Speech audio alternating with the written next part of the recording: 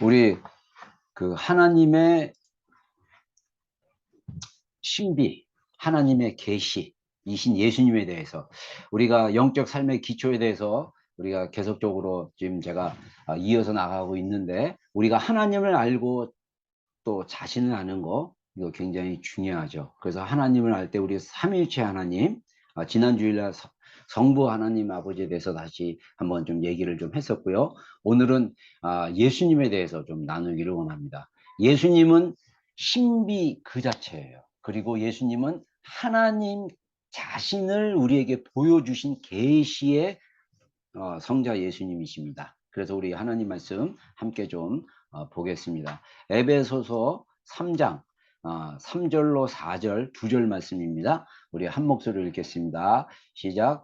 하나님께서는 나에게 그 비밀을 계시로 알려주셨습니다. 그것은 내가 이미 간략하게 적은 바와 같습니다. 여러분은 그것을 읽으면 내가 그리스도의 비밀을 어떻게 이해하고 있는지를 알게 될 것입니다. 자, 바울의 서신서에 보면, 특별히 에베소서나 골로새서나 이런 데 보면 비밀이라는 단어를 되게 강조를 합니다. 그래서 이 비밀은 미스테리온이라는 헬라에서 왔는데, 이게 우리말 성경에 신비라는 단어로도 번역이 됐습니다. 한 2번 정도. 그래서 비밀, 신비, 이것이 계시로 알려지는 거, 이거에 대해서 사도 바울이 이야기를 했습니다. 그래서 그 예수님에 대해서 비밀, 그 예수님의 그 신비하신 그 예수님이 계시로 하나님께서 알려주셨기 때문에 내가 그리스도의 신비, 그리스도의 그 비밀을 어떻게 이해하는지 여러분들이 알고 있다. 그래서 여러분들 사실은 에베소서를 자세히 읽어보면 사도 바울이 그리스도를 어떻게 보고 있고, 또 그리스도에 대한 이해가, 그 그리스도를 어떻게 이해하고 있는지 우리가 잘 볼 수가 있습니다. 여러분, 예수 그리스도는요, 하나님 아버지의 신비를 나타내 보이시는 분이에요. 그래서 우리가 하나님 아버지에 대한 그 비밀, 하나님 아버지에 대한 그 놀라운 그 깊은 그 은혜, 그 비밀, 신비를 깨닫게 되려면 우리가 예수님을 통해서 가능하다는 것입니다. 그래서 예수님은 하나님의 품 안에 계시다가 성육신 하셔서 우리에게 오신 분이죠. 그래서 예수님이 신비로 우리 가운데 나타나신 그것은 하나님 아버지 안에서 영원 전부터 감추어져 있다가 때가 차서, 때가 참에 계시되어진 그런 예수님입니다. 그래서 우리로 하여금 하나님 아버지가 누구인지를 알 수 있게 하신 분이 바로 누구냐?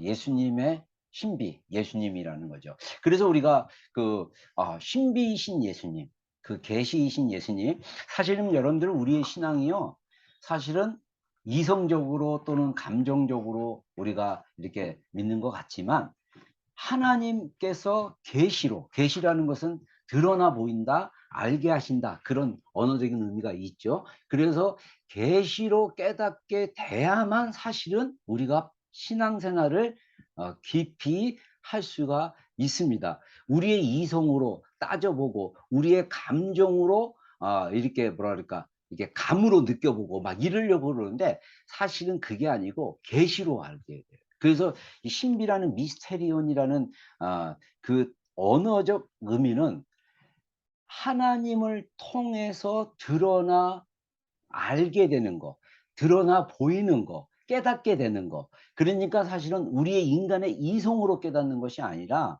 우리의 그 감정으로 깨닫는 것이 아니라, 하나님께서 깨닫게 해 주시는 걸로, 계시로 하나님이 우리에게 드러나 보이심으로 우리가 깨닫게 되는 것을 우리가 신비라고 합니다. 근데 이것은 마치 감추어진 것처럼 비밀이라고도 말할 수 있는 거예요.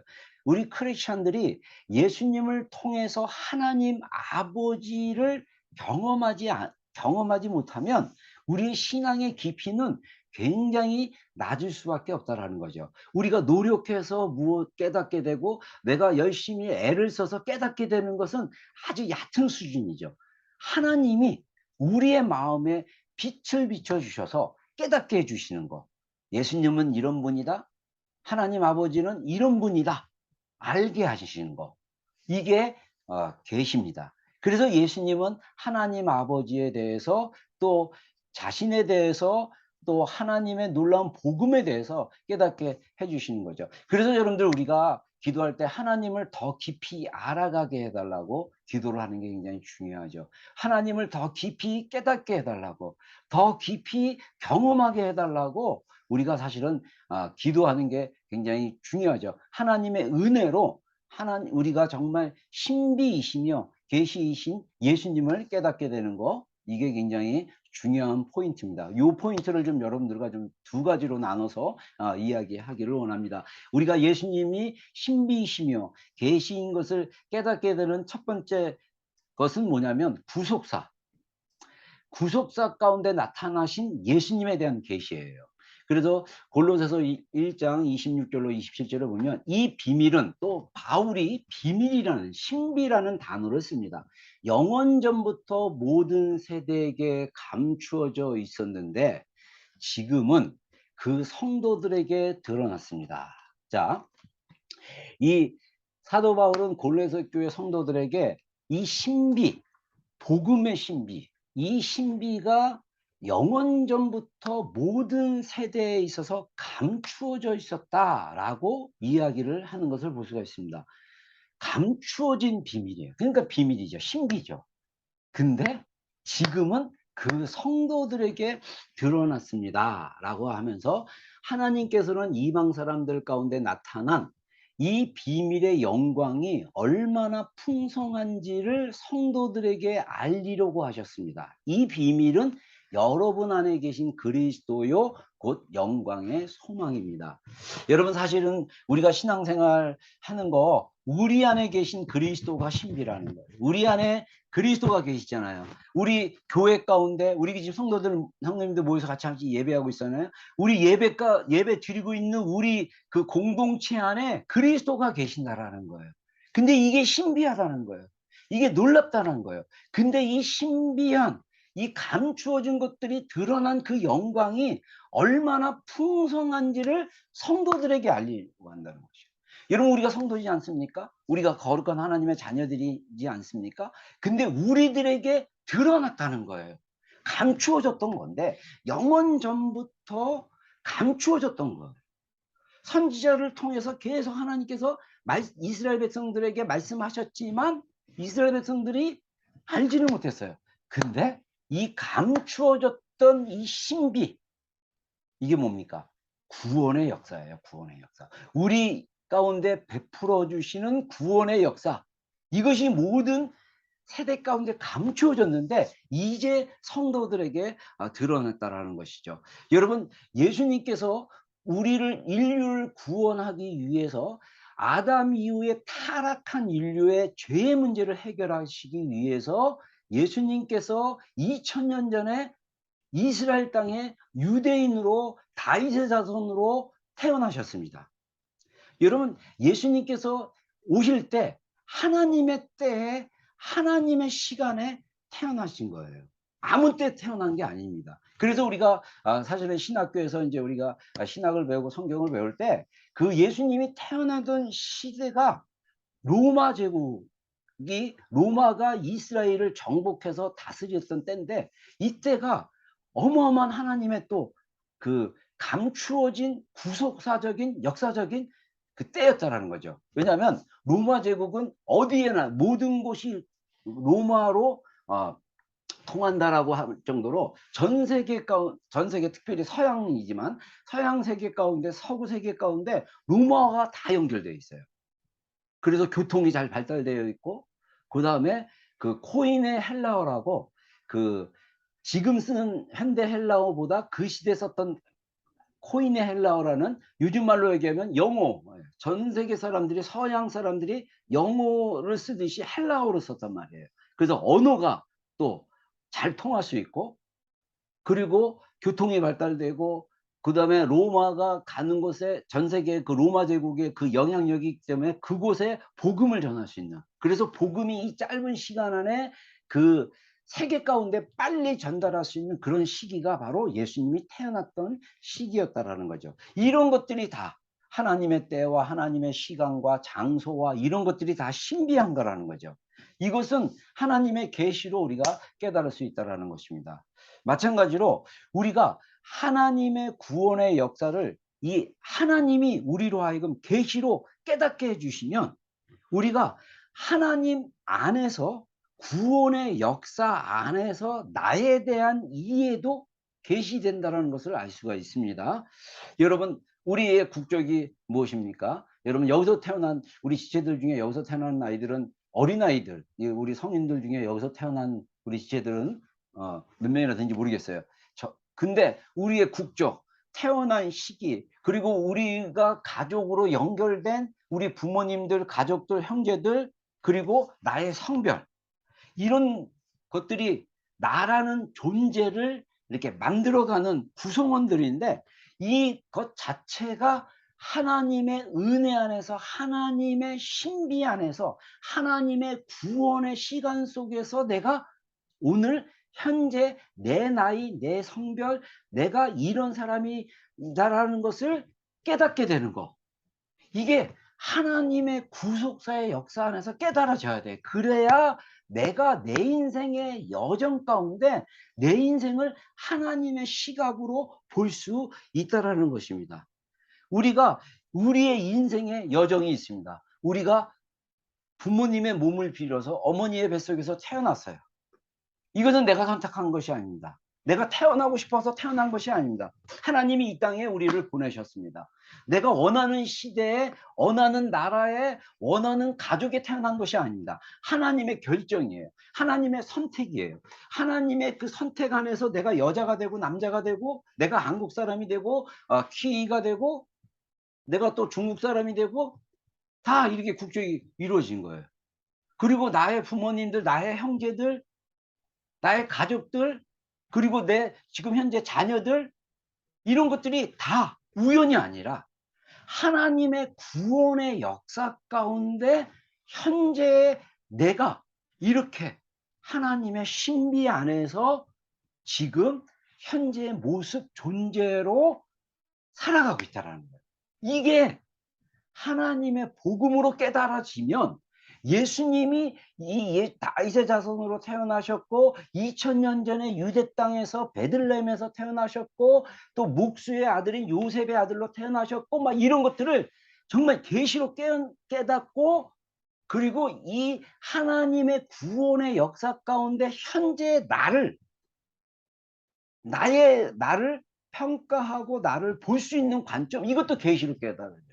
여러분, 그러지 않으면요, 우리 인생에 대한 해답, 우리 인생에 대한 그 뭐라 그럴까, 미래, 여정, 이런 것들을 사실은 우리가 신앙생활을 깊이 하나님의 구속사의 관점에서 하지 않고 나 중심으로 내가 원하는 방식으로 살아갈 수 있다라는 것입니다. 그래서 먼저 예수님에 대한 이 성경에 나타난 하나님의 구원의 역사, 아담을 창조하시고 타락한 그 아담 이후에 그 후손들의 이야기 성경에 쭉 나오잖아요. 그 성경에 일어난 그 역사적이고 실제적인 사건들을 예수님의 그 오심과 구원의 역사의 관점으로 바라보고 깨닫고 알게 되고 이해되게 됐을 때, 우리가 그 성경의 그 구원의 역사 가운데 나를 이해하고 내 인생을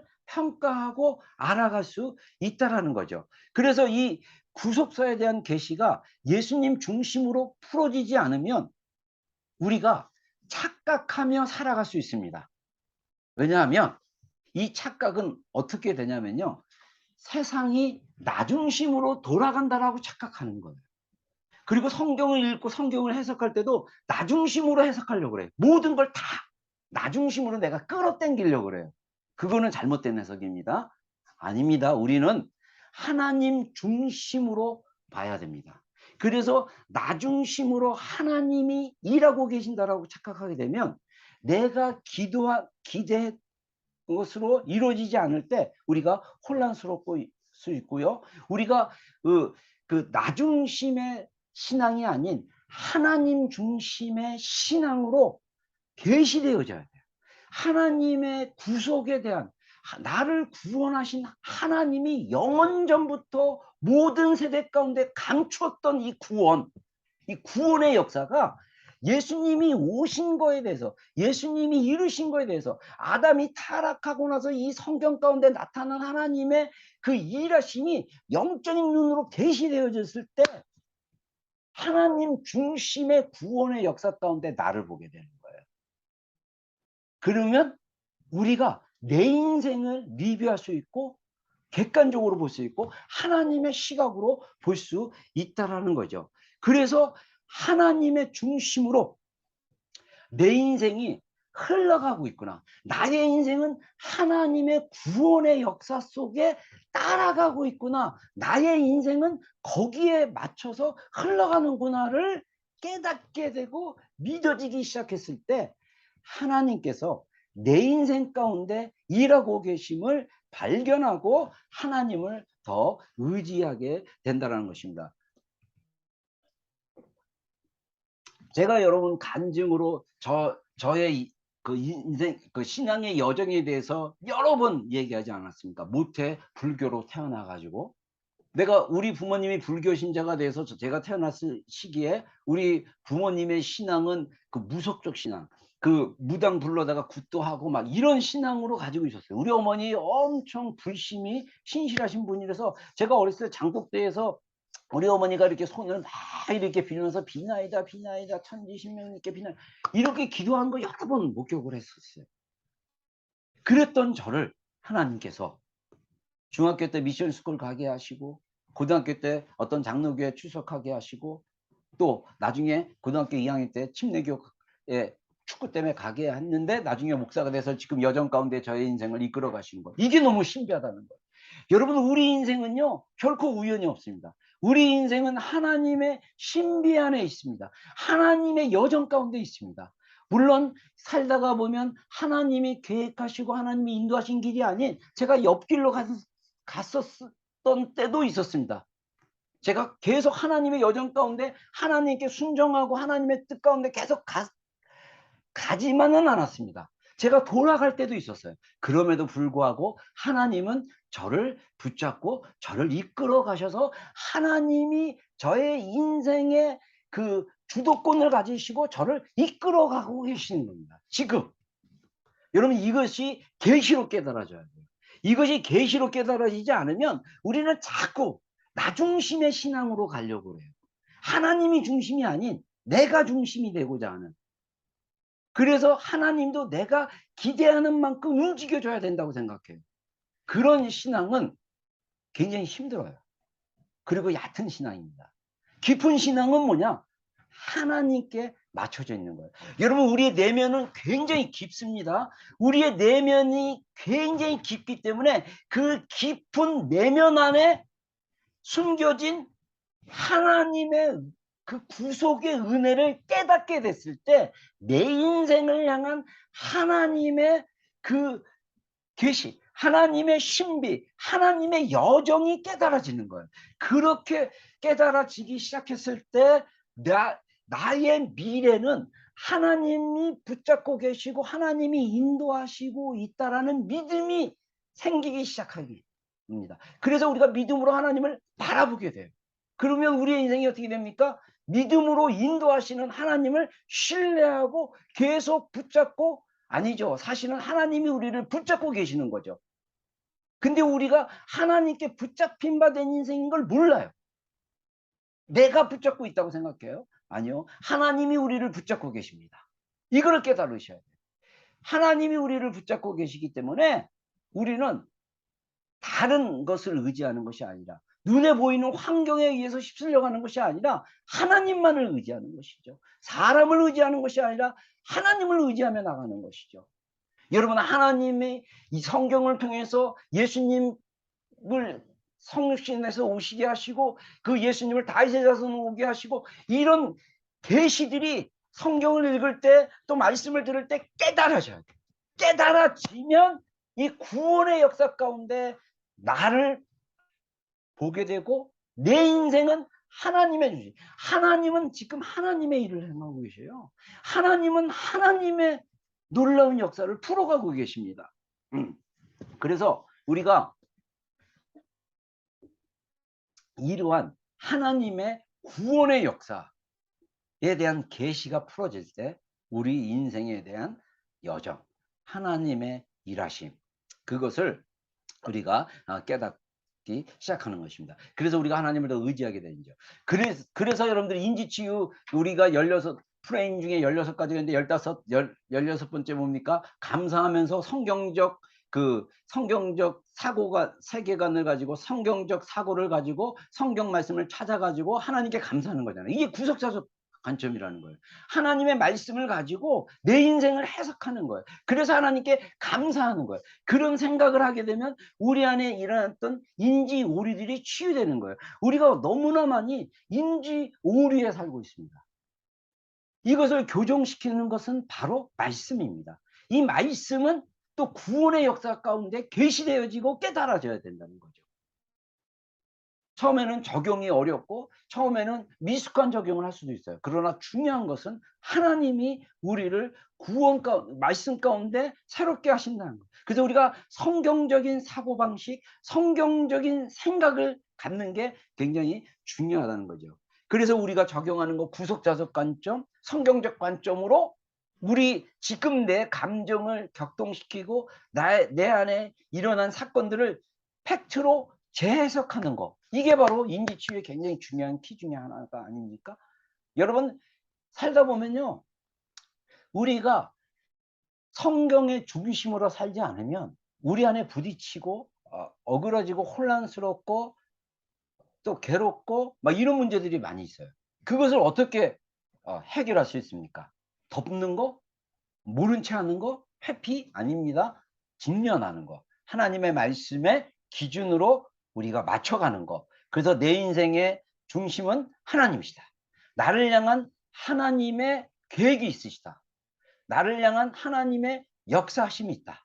그 여정을 신뢰하는 거죠. 아까 이재훈 목사님, 그 서울 온누리교회 이재훈 목사님의 그 아브람 이야기, 믿음으로 아브람이 선택했던 것처럼 하나님을 기쁘시게 하는 믿음. 히브리서 11장 6절에 무엇입니까? 믿음이 없이는 하나님을 기쁘시게 할 수 없나니 하나님이 반드시 계신 것과 하나님이 자기를 찾는 자들에게 상 주시는 이심을 믿어야지니라. 우리의 믿음은 하나님이 반드시 계신 것을 신뢰하고 의지하는 거예요. 선택하는 거예요. 그리고 우리가 하나님을 찾기만 해도 하나님은 상을 주시는 분이에요. 우리가 뭐를 열심히 해서 성취했을 때 상을 주시는 것이 아니라 우리가 하나님을 찾기만 해도 하나님은 상을 주시는 거예요. 여러분 우리 인생은요 축복의 시간들입니다. 너무 괴로워하고 살지 마세요. 감사하면서 하십시오. 기뻐하면서 사십시오. 우리 마음 가운데 일어나는 수많은 괴로움과 염려와 두려움과 걱정과 고통은 우리가 하나님의 관점으로 보지 못하기 때문에 일어나는 일이에요. 우리가 하나님의 관점으로 바라보고 하나님 중심으로 이 하나님의 구원의 역사에 대한 계시가 풀릴 수 있도록 여러분 기도하시기 바랍니다. 여러분 인생 가운데 구원의 역사에 대한 하나님의 말씀이 풀어지기를 원합니다. 예수님의 그 신비한 구원의 역사가 진짜 이해되어지고 깨달아지고 알아가기를 축원합니다. 사도 바울이 그 계시를 깨달은 거예요.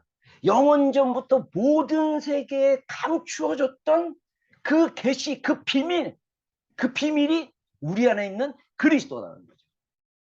그리스도를 깨닫는 것. 그리스도의 그 신비한 구원의 역사를 깨닫고 알게 됐을 때 나의 인생이 예수님과 연결되어지고 어떻게 이끌어가는지도 깨달아지는 거예요. 여러분 그래서 신앙생활은 신비한 거예요. 놀라운 거예요. 비밀과 같은 거예요. 감추어진 것들이 드러나는 거예요. 여러분 우리 안에 정말 믿음의 비밀, 주님과 그리스도를 통한 깊은 그 계시로 그 하나님의 말씀을 깨닫고 그 깨달은 말씀이 내 삶 가운데 연결됐다라는 그 깊은 그 깨달음 경험들이 이어지기를 주님의 이름으로 축원합니다. 두 번째, 우리가 예수님께서 신비이며 계시인데 이 예수님을 통해서 하나님이 무엇을 우리에게 또 계시해 주시기를 원하시냐면 복음의 비밀에 대한 계시입니다. 자, 우리가 에베소 6장 19절에 또 나를 위하여 기도하기를 내가 입을 열 때에 하나님께서 말씀을 주셔서 담대하게 복음의 비밀을 알릴 수 있게 해달라고 하십시오. 자, 사도 바울이 에베소 교회 성도들에게 부탁을 했습니다. 나를 위해서 기도해라. 나를 위해서 기도해 주십시오. 그 제목은 뭐냐면 내가 입을 열어 복음을 전할 때마다 복음의 비밀이 그 사람들이 복음의 비밀을 깨달을 수 있도록 알릴 수 있도록 해달라고 기도를 합니다. 여러분, 복음도 비밀이에요. 복음도 신비해요. 여러분, 2000년 전에 살으시고 십자가에서 죽으신 예수님이 나를 구원하시는 거, 이런 거 신비하지 않아요? 여러분, 우리 안에 죄가 있습니다. 태어날 때부터 아담으로부터 나오는 원죄가 있어요. 오리지널 죄가 있어요. 그리고 살다 보면 죄 짓는 그런 것이 있습니다. 그때 하나님이 우리에게 주시는 그 용서, 제사함, 그 피로 우리를 정결케 하시는 거. 여러분, 이런 것들이 얼마나 놀랍습니까? 제가 뭐 지금 이제 저희 집에는, 오클랜드 집에는 저희는 TV가 없습니다. TV가 없음으로 인해서 보통 인터넷으로만 이렇게 정보를 접하고 그랬었는데, 여기 와 보니까 뭐 어디 가나 TV, 좋은 스마트 TV가 큰 게 있어요.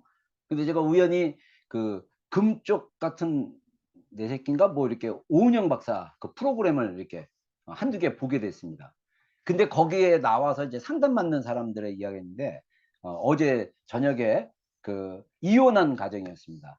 그 엄마가 음악을 전공한 것 같아요. 중간부터 제가 봐서 잘 이제 했는데, 그 쌍둥이 딸이 10살 먹은 쌍둥이 딸을 이혼한 후에 이제 키우고 있는데, 이제 그 아이들이 굉장히 이제 스트럭을 해서 이제 오은영 박사 그 프로그램에 가서 이제 그 저기 이렇게 진단받고 이렇게 도움받는 이런 내용이었는데, 그 아이들이요, 딸들이 그 아빠랑 이혼한 것 때문에 아빠는 부산에 사는데 아빠랑 전화하면 엄마가 또 자기들이 아빠를 더 이렇게 엄마보다 더 좋아한다고 오해할까 봐 전화도 제대로 못 하고, 막 애들이 이제 정서적으로 이제 문제가 막 있기 시작한 거죠. 그랬을 때 그 아이들이 또 이렇게 엄마 말을 막 이렇게 기쁘게 하려다가 또 자기들이 고집 피면 그 고집이 막 그 고집 때문에 싸우는 얘기가 나오는데, 훈육하고 막 그런 얘기가 마지막에 이제 나오는데, 야, 그러니까 사실 엄마도 그, 그 사랑하는 딸에게 사랑한다라는 그 표현하는 방법을 어렸을 때부터 잘 못했다 그러더라고요. 그래서 자기 엄마가 이제 어렸을 때 본인이 원가정 안에서 부모님이 맞벌이고 그다음에 거기에 강아지 한 마리가 있었는데, 이 남동생이랑 그 애정 표현을 그렇게 뭐 강아지가 내는 소리로 막 하고 그랬대요. 아주 충격받았어요. 그러니까 엄마가 그 어렸을 때부터 부모로부터 학대를 받아 가지고, 엄마가 그 쌍둥이 엄마가 어렸을 때 부모님이 일을 하셨는데, 그 쌍둥이 엄마의 엄마가 퇴근하면 첫 딸인데 딸을 이렇게 때렸고, 또 아빠가 오면 또 자기를 그렇게 때렸대요. 그걸 학대받으면서 자는 거죠. 그러다 보니까 이제 쌍둥이 엄마가 결혼해서 이제 이혼했지만 쌍둥이를 키우고 있는데, 이게 계속 부딪히고, 그리고 재밌는 사실이 이 쌍둥이들이 고양이 소리를 그렇게 내요. 그러면서 자기가 어렸을 때 그 키웠던 강아지 소리를 내면서 감정을 표현했듯이 아이들이 그렇게 하는 걸 보고, 여러분, 이게 뭡니까? 대물림이에요. 이게 사실은 성경적으로 할 때 원죄, 그 아담에 흐르는 죄가, 그 가문에 흐르는 죄가 우리에게 그대로 전달되는 것을, 이 심리적으로 정서적으로도 이렇게 전달이 돼요. 그게 가능해요. 근데 그것을 어떻게 했습니까? 예수 그리스도께서 해결하셨다는 거예요. 십자가로 해결했어요. 우리가 더 이상 그 전에 고통받고 상처받은 모습대로 살면서 우리 자녀들에게 물려줄 필요가 없어요. 이미 우리는 그 저주로부터 자유하는 것입니다. 근데 우리가 그 복음의 놀라운 비밀을 깊이 깨닫지 못하니까, 우리가 사실은 겉보는 수준으로, 아니면 조금 그 복음에 대한 이해가 너무 얕은 거예요. 이게 진짜 내 삶을 바꾸고 내 내면을 바꾸고 알게 되는 그 깊은 수준으로 가야 되는데 그게 안 된 거죠. 여러분 이게 어떻게 가능합니까? 계시로 가능해요, 계시로. 그래서 하나님을 더 깊이 알게 해 달라고 기도해야 돼요. 복음에 대해서 더 깊이 경험할 수 있게 해 달라고 우리가 기도하고 구하면서 나가야 됩니다. 우리의 관심과 초점이 복음, 나를 구원하신 그 복음의 내용에 집중해야 됩니다. 우리가 이 너무나 귀한 하나님의 은혜를 너무 소홀히 여기고 있어요. 여러분 그래서 삶의 기초에서 첫 번째가 뭡니까? 대가지불이에요. 이 은혜를, 이 복음을 소중하게 여겨서 이것을 내 마음의 공간 안에 잘 담아 놓는 작업이 필요하다는 거죠. 그게 깨달아질 수 있도록 우리가 더 하나님께 집중하고 우리의 마음이 더 주님께 집중하고 말씀에 집중하는 게 필요하죠. 그게 깨달아져야 되는 것입니다. 그래서 이 복음에 대한 계시, 이 계시가 깨달았을 때 정말 이 그 하나님의 은혜를 더 깨달을 수 있죠. 여러분 복음의 핵심적인 구절이 뭡니까? 요한복음 3장 16절 압니까? 하나님이 세상을 이처럼 사랑하사 독생자를 주신 이는 저를 믿는 자마다 멸망치 않고 영생을 얻게 합니다. 여러분 또 하나 복음의 중요한 구절이 뭔지 아십니까? 요한복음 13장 34절 35절. 새 계명을 너희에게 주노니 주노니 너희가 서로 사랑하라. 내가 너희를 사랑하는 것이 너희가 서로 사랑하면 세상 사람들이 너희가 내 제자인 것을 아니라. 예수님께서 주신 새 계명이 있어요. 그거 뭡니까? 서로 사랑하는 거예요. 예수님이 우리를 사랑한 것 같이 우리가 서로 사랑할 수 있어야 돼요. 여러분 저는 이제 앞으로 목회가 우리가 서로 사랑하기를 원합니다. 예수님이 우리를 사랑한 것 같이 서로 사랑하기를 기대합니다. 여러분 이 사랑의 계시로 우리가 살아가야 돼요. 여러분 복음은 뭐냐? 사랑이에요. 복음은 사랑이 계시되어져야 됩니다. 하나님의 사랑이 경험되어져야 돼요.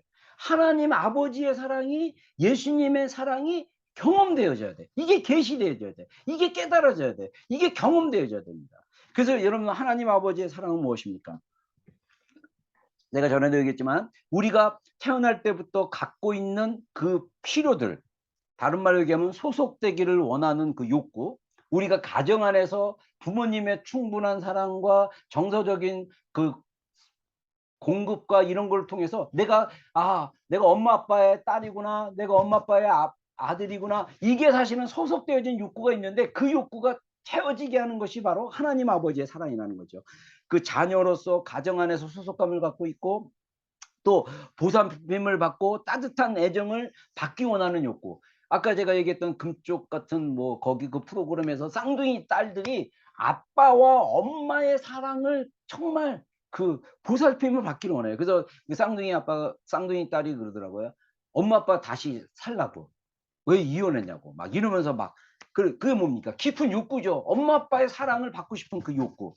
그래서 우리 내면의 깊은 욕구, 그 필요, 그것을 누가 만족시키시냐? 하나님 아버지께서 만족시키는 거죠. 그래서 우리 내면의 깊은 필요를 만족시키는 특별한 종류의 아버지의 사랑을 하나님 아버지께서 주시는 거예요. 그러면 우리가 삼위일체 하나님이 계시잖아요. 예수님의 사랑은 어떤 사랑입니까? 예수님의 사랑은요, 우리의 감정, 느낌, 애정을 만족시키는 신랑, 연인으로서의 사랑을 예수님께서 주신다라는 거예요. 그래서 연인과의 이 사랑은 부요하고 우리에게 깊은 그 감정의 만족감을 주는 거죠. 그래서 나의 존재에 대해서 우리가 예수님과의 깊은 사랑의 계시가 풀어지기 시작하면, 경험되기 시작하면 나의 존재에 대한 소중함을 깨닫게 되는 거죠. 내가 아름답다. 남자도 아름답다는 건 뭐냐면 존재적으로 보시기에 좋았다, 이런 의미가 있습니다. 그리고 존중받고 있다라는 것을 알게 돼요. 그러면 우리가 어떻게 합니까? 다른 사람들이나 피조물들을 존중하게 됩니다. 존중하는, 서로 우리가 존중해야 돼요. 이 존중할 줄 모르는 사람들은 그 하나님의 사랑이 풀어지지 않았기 때문에 거칠게, 그래서 아까 얘기했던 그 쌍둥이 엄마 같은 경우도 아이를 사랑하는데 그 존중할 줄 모르는 거예요. 그래서 아이들을 막 때려요.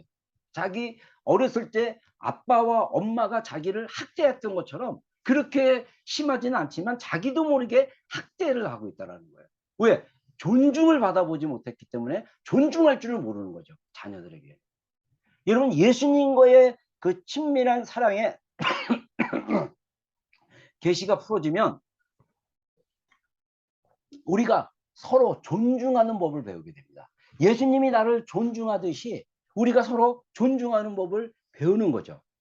우리의 감정이 이러한 예수님의 사랑으로 채워져야만 합니다. 그러지 않으면 우리는 다른 곳에서 사랑을 받기 위해서 구걸하면서 사는 거예요. 그래서 그 사랑을 구걸하면 할수록 우리의 감정은 더 상처를 받게 된다는 것입니다. 우리 오늘 찬양팀 그 아가서 말씀 가지고 우리 불렀는데, 아가서 4장에 예수님께서 신부인 술라미 여인에게 말씀하신 것이 바로 오늘 우리에게 말씀하시는 것입니다. 이것을 새 번역으로 한번 제가 읽어보겠습니다. 아름다워라 나의 사랑, 아름다워라.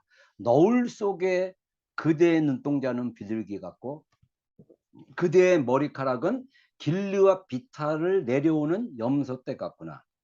그대의 이는 그 치아를 얘기합니다. 털을 깎으려고 목욕하고 나온 암양떼같이 희구나. 저마다 짝이 맞아서 빠진 것이 하나도 없구나.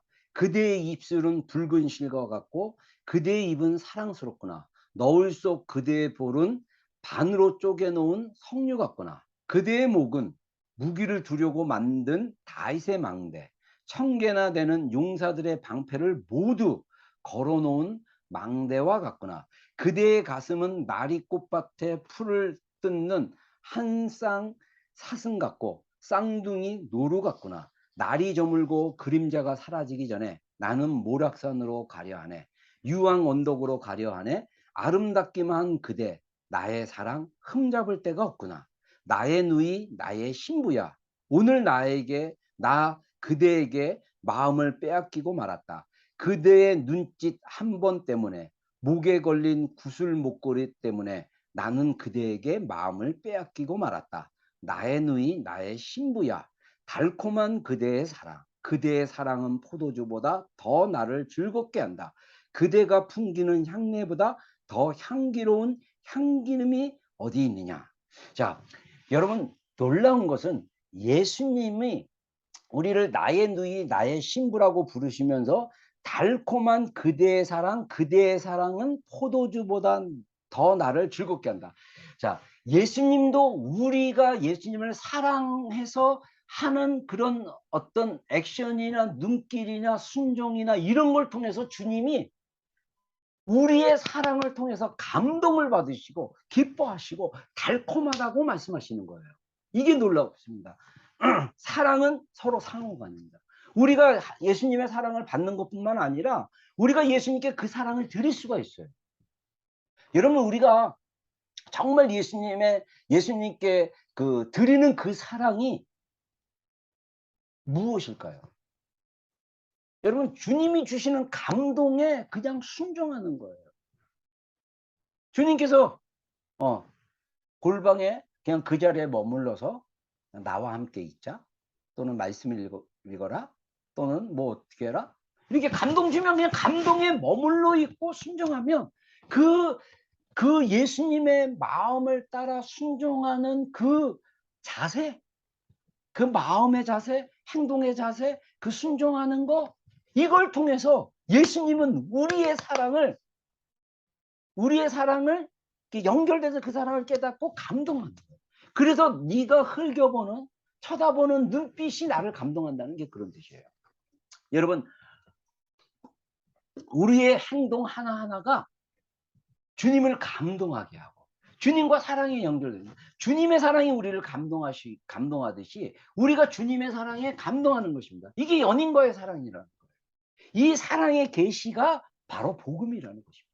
여러분, 복음은 사랑입니다. 하나님 아버지의 우리의 근원적인 필요를 채워주시는 그 하나님의 그 사랑, 아버지의 사랑, 또 연인으로서 예수님이 나를 소중하게 여기고 존중해주고 너의 이는, 너의 목은, 너의 입술은, 너의 가슴은, 이것을 정말 존재 하나하나 한 파트 부분을 축복해 주고 알려주시고 아름답게 보는 거.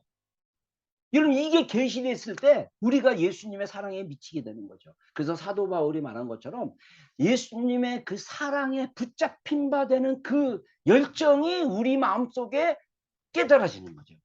여러분 우리가 하나님의 그 열정적인 사랑에 이미 우리는 구원받은 거예요. 이미 우리는 그 비밀의 영광의 풍성함이 우리 안에 있습니다. 근데 문제는 그게 우리의 개인의 삶 속에 계시되지 않았기 때문에 우리가 그 은혜와 사랑의 깊이 안에 들어가지 못하는 거죠. 그래서 우리가 마음의 문을 더 열게 해달라 그리고 지혜와 계시의 영이신 성령님 하나님을 더 알게 해 주십시오라고 에베소 2장에 나오는 기도처럼 우리가 기도를 해야 한다는 거죠. 그래서 하나님의 사랑의 계시가 풀어져야 우리가 진짜 복음의 신비를 경험할 수 있습니다. 여러분 이거는요, 이 복음으로 우리가 구원받은 거 이거 놀라운 것입니다. 이 계시가 진짜 풀어져야 우리의 신앙이 깊어져요. 결론으로 우리는 예수님의 피로 사신바 되었다는 거예요.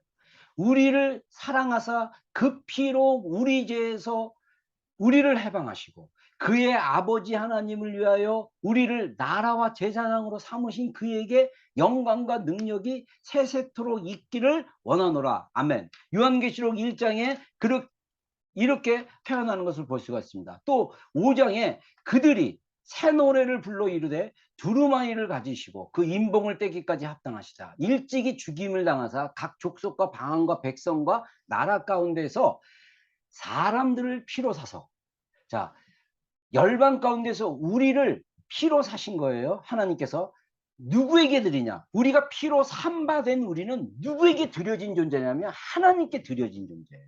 그래서 그들로 우리 하나님 앞에서 나라와 제사장을 삼으셨으니 그들이 땅에서 왕노릇 하리로다 하더라. 자, 천사들이 그 예수님의 피로 사신바된 우리가 하나님께 드려지고 그리고 우리가 하나님의 나라 제사장 정말 그래서 우리가 이 땅에서 왕노릇은 뭐냐면 하나님이 주신 그 왕권을 가지고 이 땅에서 예수님의 이름으로 승리하며 이 세상에서 예수님의 이름으로 다스리며 사는 거예요. 다스리며 사는 거. 그러한 왕권, 자녀됨의 권세 이것이 우리 안에 있는 거예요. 이미 복음 안에 다 포함이 된 거예요. 우리는 예수님의 피로 사신바된 존재입니다. 이 대가를 지불하고 우리를 구원하신 거예요. 우리의 존재 자체는 우리가 구원을 값없이 얻었지만 하나님은 우리를 죄로부터 구원하시기 위해서 예수님의 피값, 목숨값으로 우리가 사신받은 거예요. 우리의 구원은 너무나 소중한 거예요. 이거는 함부로 대할 게 아니라는 거죠. 그래서 이 소중한 하나님의 구원의 은혜, 예수님이 우리에게 베풀어 주신 그 피의 그 놀라운 희생, 이것을 우리가 소중하게 여기는 거, 이게 굉장히 중요한 우리 영적 삶의 기초라는 거죠. 이게 계시되어야 돼요. 여러분 우리가 너무나 소중한 존재인 것을 우리가 예수님의 피값으로 구원 얻은 존재인 것이 계시되어야 돼요. 그랬을 때 우리의 신앙이 완전히 진짜 다른 스테이지에서 신앙생활을 하게 되는 것입니다. 그 계시가 풀어지기를 주의 이름으로 축원합니다. 그래서 우리가 여러분들 골방으로 들어가고 기도의 삶을 사셔야 돼요.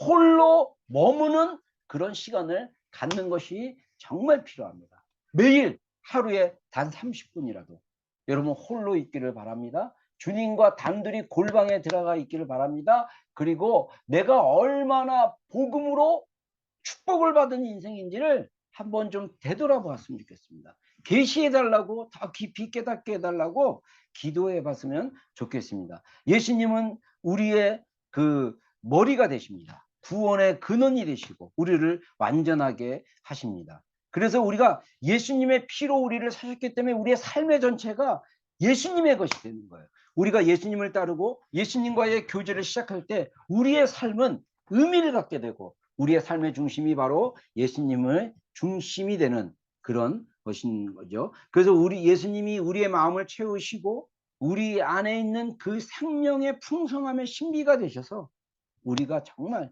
이 신비한 하나님의 여정 가운데 살아가고 있다라는 거. 여러분, 우리의 인생이 그냥 우리의 의지로 되는 것이 아니라 우리의 그 자의적인 선택, 내가 원하는 선택으로 되는 것이 아니라 우리의 선택을 통해서 계속적으로 하나님을 선택함으로, 하나님의 길을 선택함으로 우리가 계속적으로 하나님의 인도하심으로 살아가고 있다는 거. 그래서 우리 안에 우리의 신앙생활이 우리의 자아, 의지 또는 이성, 감정 이 중심이 될 때가 많은데, 그 중심에서 내가 중심이 아니라 내 안에 계신 그리스도께서 중심되는 것을 다시 한번 인식하고 의식하고 믿음으로 고백하고 선택하고 살아갈 때 내 안에 사신 그리스도를 경험하는 것입니다. 갈라디아서 2장 20절에 말씀하신 것처럼. 그래서 우리의 믿음은 나를 사랑하사 자기 몸을 버리신 하나님의 아들을 믿는 믿음으로 나아가는 것입니다. 그런 믿음으로 사시기를 주의 이름으로 축원합니다. 그런 믿음으로 변화돼서 더 주님 정말 나를 사랑하사 자기 몸을 버리신 예수 그리스도, 그래서 내 안에 계신 것은 내가 아니라 그리스도라는 것을 경험하고 계시되어지는 축복의 우리 비전교회 성도들이 되기를 주의 이름으로 축원합니다. 아멘. 함께 기도하겠습니다. 우리 찬양 틀어주시고요. 조용한 소리를 좀 틀어주세요. 여러분, 복음의 그 놀라운 그 계시, 구원의 역사의 계시가 여러분들 얼마나 깨달아지고 이해되어지고 경험되고 있습니까? 그 구원의 역사의 계시로 내 인생을 얼마큼 바라보고 있고 깨닫고 있습니까? 정말 복음에 나타난 그 비밀, 그것은 사랑입니다. 사랑이에요. 사랑. 하나님의 사랑, 하나님 아버지의 그 아버지로서의 특별한 사랑, 예수님의 그 연인으로서의 그 존중, 우리를 대하시는 그 연인과의 그 사랑, 그 사랑입니다. 이것이 얼마나 우리 안에 계시되어지고 풀어지고 있습니까? 우리가 예수님께 더 집중합시다. 예수님께 더 우리의 신앙의 중심을 잡읍시다. 그래서 그리스도로 믿음으로 말미암아 그리스도께서 우리 마음에 계신 것을 우리가 믿고, 터가 굳어져서 뿌리가 박히고 터가 굳어져서 그리스도의 그 넓은 사랑과 넓이와 길이와 깊이와 높이를 깨달아 그리스도의 지식에 넘치는 그리스도의 사랑을 더 깊이 알아가는 우리 성도들이 되기를 바랍니다. 우리 이 시간에 한 가지 기도 제목 갖고 기도하겠습니다.